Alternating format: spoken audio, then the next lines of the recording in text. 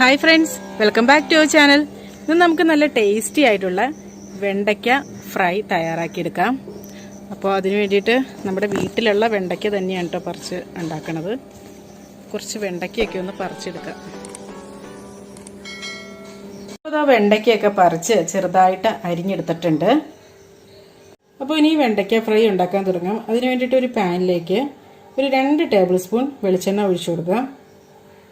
ഇപ്പോൾ എണ്ണ നന്നായിട്ട് ചൂടായിട്ടുണ്ട്. ഇനി ഇതിലേക്ക് ഒരു പകുതി സവോള ചെറുതായിട്ട് അരിഞ്ഞ് ചേർക്കാം.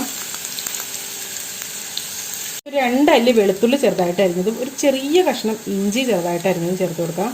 അപ്പോൾ ഇതിന് പകരമായിട്ട് ഇഞ്ചി വെളുത്തുള്ളി പേസ്റ്റ് ഒരു 1/4 ടീസ്പൂണൊക്കെ ചേർത്താൽ മതി കേട്ടോ. ഒരു 3-4 കറിവേപ്പില ഒന്ന് കീറി എടുത്താണ് കേട്ടോ, അതും കൂടെ ചേർത്ത് കൊടുക്കാം. ഇനി വെണ്ടയ്ക്ക ചേർക്കാം. അപ്പോൾ ഞാനിതൊരു 300 ഗ്രാം വെണ്ടയ്ക്കയാണ് കേട്ടോ എടുത്തിരിക്കുന്നത്. ഇനി ഒരു 1/2 ടീസ്പൂൺ ഉപ്പ് ചേർത്ത് കൊടുക്കാം. അപ്പോൾ ഇത് നന്നായിട്ടൊന്ന് മിക്സ് ചെയ്തെടുക്കാം. അപ്പോൾ ഇതൊരിക്കലും ഈ വെണ്ടയ്ക്ക് ഒരിക്കലും മൂടി വെച്ച് വേവിക്കരുത് കേട്ടോ. കാരണം ഇത് മൂടി വെച്ചിട്ടുണ്ടെങ്കിൽ ഇതിനകത്തൊന്ന് വല്ലാണ്ട് ഒരു ഞോളപ്പുണ്ടല്ലോ, അതിങ്ങനെ ഭയങ്കരമായിട്ട് കൂടി വരും കേട്ടോ.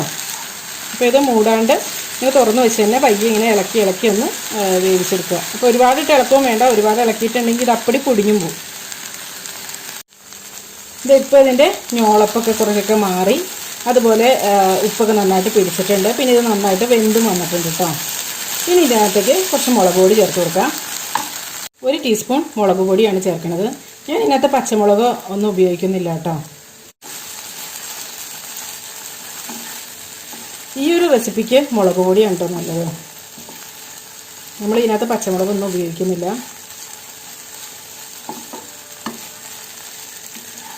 ഇത് നമ്മുടെ സാധാ മുളക് പൊടിയാണ് കേട്ടോ. ഇതൊന്ന് മാറ്റി വെച്ച് കൊടുക്കാം. എന്നിട്ട് ഇതിന് നടുക്കായിട്ട് 2 മുട്ട പൊട്ടിച്ചൊഴിക്കാം. അപ്പോൾ അതാ 2 മുട്ട പൊട്ടിച്ചൊഴിച്ചിട്ടുണ്ട്. ഞാനിവിടെ 2 ചെറിയ കോഴിമുട്ടയാണ് എടുത്തത്. ഇനി ഇതിനകത്തേക്ക് ഒരു 2 നുള്ളി ഉപ്പ് ചേർത്ത് കൊടുക്കാം. ഈ മുട്ടയ്ക്ക് ആവശ്യത്തിനുള്ള ഉപ്പേ. ഇനി കുറച്ച് കുരുമുളക് പൊടി കൂടി ചേർക്കാം. അപ്പോൾ ഇത് നന്നായിട്ടൊന്ന് മിക്സ് ചെയ്തെടുക്കാം. ഇതെല്ലാം കൂടെ അങ്ങോട്ട് മിക്സ് ചെയ്യാം. വലിയ മുട്ടയ്ക്കാണെങ്കിൽ ഒരു മുട്ട എടുത്താൽ മതി കേട്ടോ. ഇപ്പോൾ ചെറുതായതുകൊണ്ടാണ് 2 എടുത്തത്.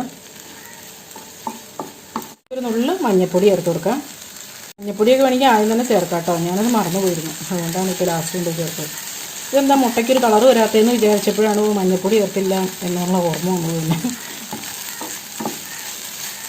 അപ്പോൾ ഇതാ ഇത്രയേ ഉള്ളൂ. നമ്മുടെ വെണ്ടയ്ക്ക ഫ്രൈ റെഡി ആയിട്ടുണ്ട്. നല്ല ടേസ്റ്റാണ് ഇത് കഴിക്കാനായിട്ട്. കുറേ ചോറുണ്ണാൻ പറ്റും, ഇത് മാത്രം മതി.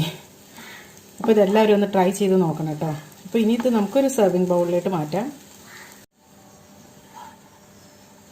വെണ്ടയ്ക്കൊക്കെ ഇഷ്ടമല്ലാത്തവർക്കും ഇത് നല്ല ഇഷ്ടമാവും കേട്ടോ.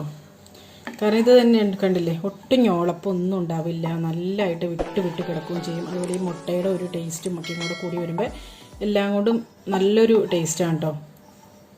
തേങ്ങ ഇട്ട് ഈ തോരനൊക്കെ ആയിട്ട് ഉണ്ടാക്കില്ലേ, അതിനേക്കാളൊക്കെ നല്ല ടേസ്റ്റാണ് ഇത്.